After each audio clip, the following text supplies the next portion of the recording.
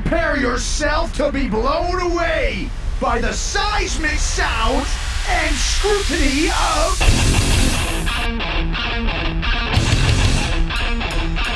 Aftershocks Podcast with Chris Aiken and Matt Hartnett.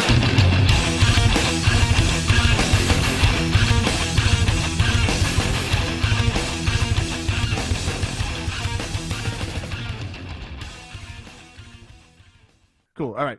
Well, here we go. Aftershocks number 20, and joining me and Chris on the podcast to talk about the new EP and third release called Foundations. We got vocalist Reed from Canadian symphonic metal heavyweights Osyron. Reed, how's it going, man? Thanks for coming on the podcast with us. Yeah, it's going well. Thanks very much for having me. Awesome, man. So just quick, man, Osyron, tell us the meaning of the band's name. Where does it come from? Actually, Bobby, one of the guitarists, and I actually just talked about this the other day, and it's kind of a combination of like Osiris and Orion, and it's kind of like a combination of both, and it's just kind of something that was epic, something heavy, something that kind of embodied strength and power, but was completely unique. So if you looked up Osyron online, literally that's the only thing that comes up. Okay. Very cool, man. So the new EP Foundations, it's really catching, the ears of a lot of, symphonic and progressive metal fans. It's your guys' third release. It's your first EP, which is something that's, it's becoming kind of common nowadays in the rock and metal circles. Instead of releasing these full lengths, many are deciding just to release singles and EPs, which of course I think makes a lot of sense considering the short attention span that most listeners have these days when it comes to new music. So I think that's another reason why a lot of bands are doing it. So what made you guys do an EP instead of the full length this time around? I think it's a little bit of kind of what you just mentioned, but also as well, we really wanted to kind of change direction a little bit from our previous release, Kingsbane, which was very like long compositions, very, very, very epic, kind of soaring power metal vocals almost, very long guitar solos. And we really kind of wanted to kind of trim the fat on some things, really focus on songwriting, kind of change our direction to a little bit more of a modern, progressive kind of sound while still keeping in the symphonic, epic elements that we had from our previous release. And the best way that we saw that happening was kind of going towards a shorter release of a short amount of songs to kind of get our foot in the door creatively and kind of start getting our mind wrapped around that kind of mentality. And so I think it really came together really nicely. And that's kind of why we wanted to go shorter. Not saying that we don't want to continue doing full-length records, because I'm personally a fan of that myself. So. Sure. Cool. And what's interesting, though, is you guys, with this, you're like right on the borderline of an EP versus an album. This is what, like 30 minutes. So one, maybe two more songs, and you do have a full-length album. Exactly. And actually, that was like part of our PR and marketing team as well. They kind of on the fence because, we saw it as an EP just because it was 5 tracks, even though 2 of the tracks are over like, 5-6 minutes long. But, we're kind of toying with it. I mean, some places kind of want it to be known as an album, and some are okay with it being an EP. We're just calling it a record, and that's what it is to us. And what people want to label it as is completely fine. But it is really, really close to being a full-length record. And we're trying to find a way to justify that as well. So, no question, man. Nice. Well, you mentioned comparisons, and I definitely want to bring up the comparisons that the press, at least the press release, makes, because I don't think it is very fair for you guys, to be perfectly honest. The press release listed the bands Nightwish, Symphony X, and Dream Theater. Yeah. Symphony X, I could sort of hear. I could definitely sort of hear that. Nightwish, nah. No. And Dream Theater, no. For you, and I'm sure you understand, as a band that's coming up, you got to have, well, they sort of sound like this to get people to give you a fair shot. But do you think when you hear those names that does give people a false impression, especially the Nightwish one, because Nightwish is so tied to the female vocalist? Mm-hmm. And I think that's very unfair for you guys. You get in a symphonic group or something on Facebook, somebody throws your video saying, hey, this sounds like Nightwish. People are going to be like, fuck that. That ain't Nightwish at all, Well, I think to your point, you know, I think when you list off some of those bands, I can tell you for sure that the band is heavily influenced by those bands. Okay. We listen to the, you know, to all those bands for many years individually as well as collectively, and we look to them as influences. You know, I think like as a true artist, and I think as someone who like never wants to be pigeonholed, I always find that whenever someone you know, tries to compare, you know, my band with any other band, I'm going to be like, well, fuck that, because I'm my own thing, you know. But and the same thing with like personally as a vocalist, just because you're always forefront and people are always listening to you, and you're kind of the one that makes it or breaks it if someone likes your band or not. Because if, you know, you don't like the vocalist, chances are you're not going to like the song. But you know, getting compared to that, I mean, you know, it's to each their own. I mean, if someone wants to say that we sound like those bands, then fucking A, you know, like if that's what they get from it, and if they like those bands, I mean, if they hate those bands and they compare us to us, then I guess it's kind of our downfall. But yeah, I mean, I don't know. I mean, I don't know what to compare us to, just because we kind of take so many different influences and different ways of kind of shaping our songs and our sound that you know, probably there a list of 20 bands or so, but if people want to, you know, label us with other bands and compare us to other bands, then have at her. I don't really give a shit. Is it a necessary evil though for the press to label you instead of just saying, hey, here it is? I mean, if you had your druthers, would you keep it the way it is, or would you have them put you out there with no labels and make you much more of a mystery going into it? Yeah, I mean, I think maybe for next go around, just because we are a band on the up and up. I mean, we're still learning as we're going about, you know, what works and what doesn't. So I guess when it comes to releasing a press release and the bands that we're kind of compared to, you know, we'll kind of have a better idea of what we want to, you know, how we want to go about that.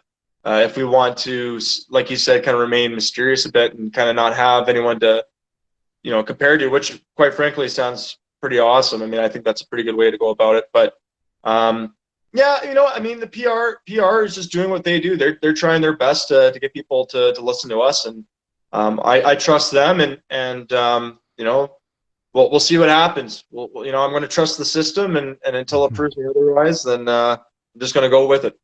Sure, man. Well, you guys got a great, you know, really cool new video out and a kick-ass track, Ignite. And speaking of influences, you know, you in my opinion, what I hear is that you guys definitely incorporate a lot more of the like sort of like a 90s sort of groove sound, and a little bit different than a lot of the other symphonic metal bands that at least I've heard. And just in symphonic and, you know, metal in general, I think it's becoming really more, very more listened to genre than it had been in the past, you know, across the whole metal spectrum, where, you know, and especially in different areas. I mean, it's mostly been connected with, you know, the European metal circles. And in fact, I think you guys are pretty much the first Canadian symphonic, you know, band that I've heard, other than maybe, let's say, like Ex Deo, you know, but that's more of a side project for, you know, Maurizio with Cataclysm. So, I mean, is this style of music, are you noticing, is it becoming more embraced in Canada with the fans, or do you feel like it's still a sort of a steep uphill battle to try to get noticed? You know, I think for most Canadian metal bands, they'll attest that it is really, really fucking hard to gain some kind of local or national notoriety and kind of in the underground scene, at least. I mean, obviously, if you're a bigger band and you kind of, you know, kind of laid yourself out there globally, I guess a lot of people are going to kind of come to you. So it is really, really, really hard to actually, as an underground band, to kind of get noticed and kind of get, you know, on a national underground scale. But yeah, I mean, I don't know. I mean, I guess with like kind of Canadian, you know, Canadian symphonic sound and kind of what we're doing, I mean, we come from a very blue collar area of the country, and there's a lot of thrash bands, and there's a lot of bands that are influenced by some of the old school sound of metal. So I think that's part to do with like the groove or like kind of the 90s element of what you're saying. And also some of the boys in the band grew up with that kind of that late 80s, early 90s and mid 90s Metallica and Pantera. And I think that is a big influence as well. Okay. So like I said, I think we're just a mosaic and just a clusterfuck of influences, and that kind of creates that weird 90s groove style with kind of the symphonic elements. And I think that, you know, people are starving for something that's just a little bit different and a little bit more epic. I mean, I see it when I see shows like Camelot here in Calgary. You know, there is a market for it. There are a lot of people here in Canada like it, but I know that in Europe and all that shit, we get over there, I know we'll fucking kill it. But Sure. you know, it's really hard here. You know, I mean, I'm a diehard Canuck, and I'm a diehard patriot, and I love my country, but it's hard as a metalhead. Yeah. Well, I was thinking, like, so, I mean, is that your guys' intention? Do you guys eventually, you know, in the long term, is your intention to immerse yourselves into those European circuits with the symphonic metal? Is that sort of the goal of the band? Since it is such a much bigger deal over there than it is here in North America.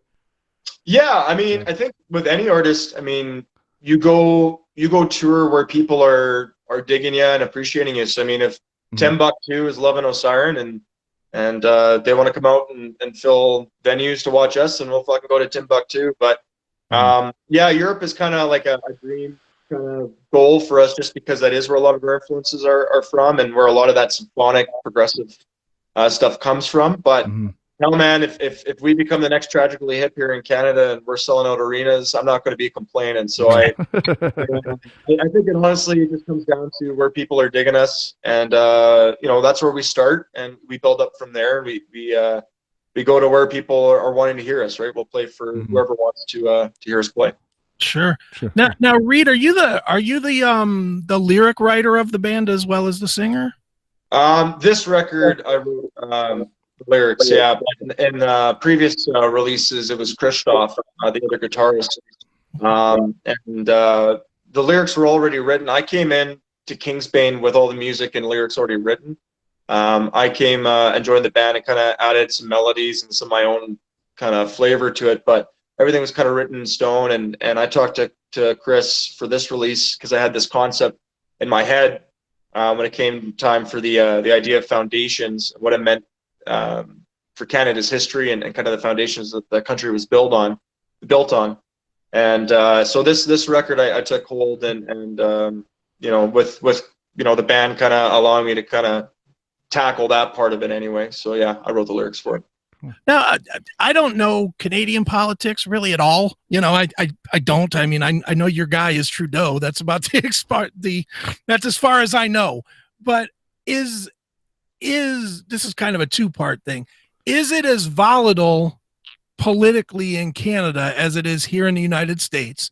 And B, if it is, does that make it riskier for a younger band to include like historical and political influenced lyrics in your music? That's a good question. You know, historically, I think Canada has been pretty modest and quiet about their political affiliations. I mean, we tend not to be very boastful. We tend not to try and, you know, get out there and kind of say, oh, I believe in this, or I follow this, or I'm, you know, in favor of this. I think in the last 10 years, I think especially out west where we're based and being Albertan, which is a lot more conservative. And when I mean conservative, I don't mean like super right wing, but conservative for Canadian standards anyway. I think that it's definitely gotten a little bit more political. I think that this record is more or less something that is talking about the history, something that we cannot change. I mean, you know, politics is something that we can change. It's something that a group of people can rally behind and change the course of a country's path. But what's written in stone and what's kind of etched in the history of our country, you can't change. And really, it's something that I think that the country kind of puts a blanket over, because we do kind of fly the flag as this peaceful, progressive, loving and caring country, which on some fronts we are. And I fully believe that, but the amount of cultural genocide that took place with First Nations and the Indigenous populations here in Canada, as well as, you know, the Francophone and Anglophone battle that's, you know, was mostly done by war between the French and the British, but now is a lot more political and a lot more kind of tense that way. I mean, this country is plagued with a whole crap full of inconsistencies and failures. And I think that it's our duty as, you know, especially the band being Canadian citizens, you know, I can give two fucks if someone else from another country wants to criticize Canada. I mean, you can say whatever you want, but right. as citizens, it's our job to criticize our country. It's our job to, you know, keep pushing forward. And you know, I think that as soon as you lay back and you know, kind of stand down, that's where shit starts to get, you know, people are starting to trick people, and things get forgotten. I don't think this is stuff that we should be forgetting. This is stuff that we should be embracing and realizing that we fucked up, and there is time to heal, and there's time to change. Is it as polarizing there as it is here? Because I can tell you here, if you take a stand, it doesn't matter what you take a stand on. If you say the sky is blue, you will get 10 people to tell you, fuck you, it's yellow, and the sun is blue, you know, and they'll fight with you to the death, and then they'll hate you and want you not to be able to work and everything else because you don't agree with them. Is it the same in Canada, or is it a lot less, I don't know, intense there than here? You know, again, I'll go back to saying that I think we're a little bit more reserved. I mean, I know that there's probably those 10 people that are thinking that the sky's purple, or, you know, whatever the fuck. Right. But yeah, I mean, for the most part, we're pretty progressive and accepting of a lot of things that, you know, that we're kind of known for, I guess, as Canadians. Like, we're kind of, you know, a little bit more social in some of our stuff, and progressive, like I said. But like in the last 5 years, really, honestly, man, just due to tensions between Western Canada and Eastern Canada, with, you know, the Francophone population having some stuff politically happening, our Aboriginal, Indigenous populations have had so much shit going on. You know, I can't even go into on this podcast because it's miles and miles long. But right. I think in the last 5 years, it definitely has gotten a little bit more polarizing, but by no means do I think historically or you know, in a normal setting, do I think that we're as polarizing. But hey, man, people are going to have their opinions, and they're entitled to them. And if they want to convince me Hitler was the greatest person on earth, you better be fucking a good preacher, because I don't think he was, but there's people that do. So that's just how it goes. Sure, man. So, I mean, the band itself now, you guys have been at it, you know, as musicians for years. I mean, you guys started in the mid-2000s, you know, under Morbid Theory name. You released a few records with that. Then you went through some member changes. You moved from Ontario to Calgary to Alberta. So you guys have been very obviously dedicated and diligent in really getting to where you are today as a band. I mean, looking back now, I mean, what can you take from, I guess, the past, from all this time it's taken to come to now, to the new release, to where you guys are as Osyron, as a band today? What can you take, you know, from those experiences in order, like, to move forward really in a very, like, you know, because it's such an unbalanced and challenging industry overall, and you know, just the whole music business is it's a crazy business. So, I mean, are you guys really happy and confident now where the band is today, and is this where kind of, you know, where you've been wanting to get to, and you think, like, here it is, now we're ready to take off? Do you really feel that you guys are at that point in your career? Yeah, I mean, I don't think we're ever satisfied. I mean, the goal is to be touring and playing massive venues, and you know, kind of getting our music heard by the masses, as I'm sure a lot of people are, or at least, you know, on a less kind of like pop scale or kind of mainstream scale, just people who value what we're trying to say in our message. That's our goal, to be touring and playing for all those people. The true heroes of at the beginning of your question there about coming from Ontario all the way out to Alberta is actually Bobby and Christoph. They're from Sarnia, Ontario, and they were the founders of Morbid Theory. Okay. And so I wasn't even in the band. The other two members, Tyler and Cody, weren't in the band. They decided to shake things up. They weren't happy with what was going on. I mean, they'd opened up for, you know, the Antagonist and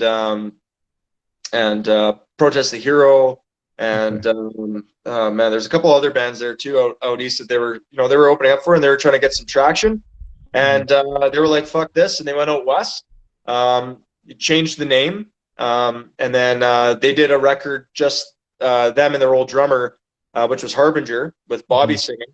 And then it wasn't until I joined the fold that we kind of got to where we are, and Tyler and Cody as well, rounding out the quintet here. But yeah, I mean, we're happy with the direction. I'd say that's kind of what we're happy with, is we're happy with where we're going. I think that we're a lot more in line and in tune with each other on the direction we're going. And, you know, we're never going to be satisfied with what we have. I think that that's going to make greatness or success, is when you're never quite satisfied with what you have.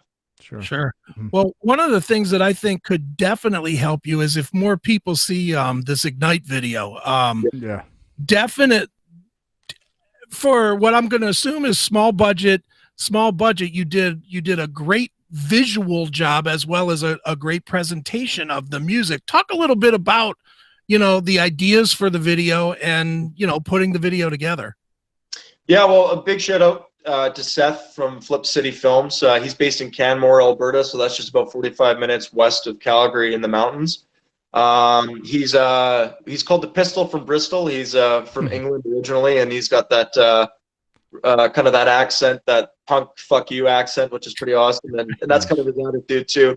So he was kind of the perfect guy to kind of run this music video because the whole idea behind Ignite is World War I and how Canada was still a dominion of Great Britain and part of the Commonwealth, and we didn't really have a say in joining the war or not. It was more like, hey, England's going to war, suit up, you guys are going to war, and we're probably going to throw you into some pretty shitty situations because we'd rather sacrifice you than our own people.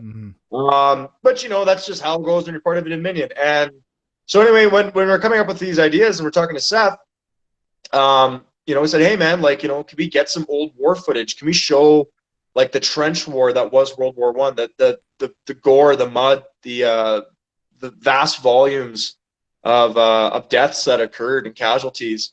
And we wanted to be very angry and fast and aggressive. I mean, the song is very kind of evil. It's very pounding. I mean, one review that we saw of the song said that it kind of sounded like,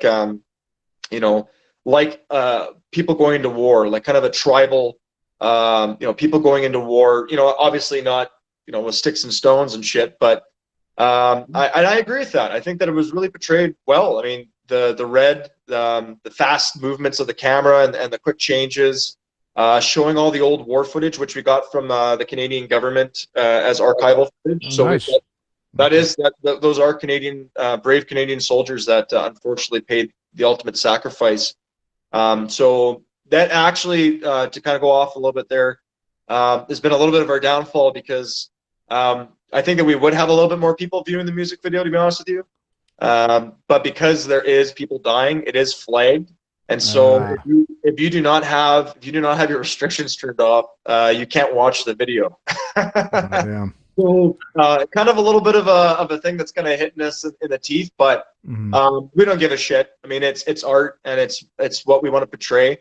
And I think that it came across exactly how we wanted it to. So there's no regrets there. What happens, and the more people that see it, the more people that are hitting the heart and hitting the brain, kind of about what we're trying to portray and what we're trying to say. Hopefully that that kind of the art speaks for itself. Isn't it crazy that you're literally censored from presenting absolute truth? That's insanity. That and I mean, obviously, you could post it to other forums. You could post it to BitChute or Vimeo or somewhere else, and it wouldn't get banned. But just crazy that you have a message, you have a thought. Nobody has. Even if people don't want to buy the message, even if they think you're crazy and you're making propaganda, which I don't think that, but even if that's their thought, it's like they stop you from presenting your thought. That's insanity in 2020. Yeah, I completely agree. I mean, by no means are we, with this record, we're not talking about modern politics. Right. We're not talking about left and right. We're not talking about any of that shit. We're literally talking about history, and one thing that really inspired me with this record and the lyrical content was watching a documentary about how in Germany, whether you're a 15th generation German or a first generation German, if you're in the school system, you learn about the Holocaust and you learn about that your country fucked up a whole lot of shit. And you learn about that there was a lot of death on your hands. And I think that it's that ownership. I think it's about taking ownership of the past and ownership of history. And I think that that's kind of what we're trying to do. And I don't think YouTube has some kind of agenda, or Mr. JT, Trudeau over there is trying to censor us from telling the truth about our history. But what I do find is a shame is that, it really has nothing to do with modern affairs, global affairs, and picking sides. It really is just a Canadian's view on Canadian history. I don't see what's wrong about that. That's for sure. No, you're right, man. Well, I'll tell you what, Reed, why don't you throw out those plugs where people can keep up with Osyron and see the video and find out tour dates if and when the world ever decides to open up and let you play. Yeah.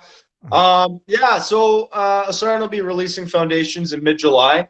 Go check us out on Spotify, Apple Music. Go check out Ignite on YouTube. Make sure that you have your restrictions turned off so that you can stay on thing. As soon as we're touring and doing shows, there's bands in town you can come check us out at. Our social media is going at Facebook and Instagram. Just look up Osyron or Osyron Band. And like I said, because we are kind of a weird name, a combination of Orion and Osiris, OsYron, you just look that up and all of our shit's going to show up there. So there's no shortage of stuff on the internet for you to check us out. Very cool. Well, why don't we do this, man? Why don't we wrap this one up by giving people a taste of Ignite? Does that work? Fucking A, sounds great.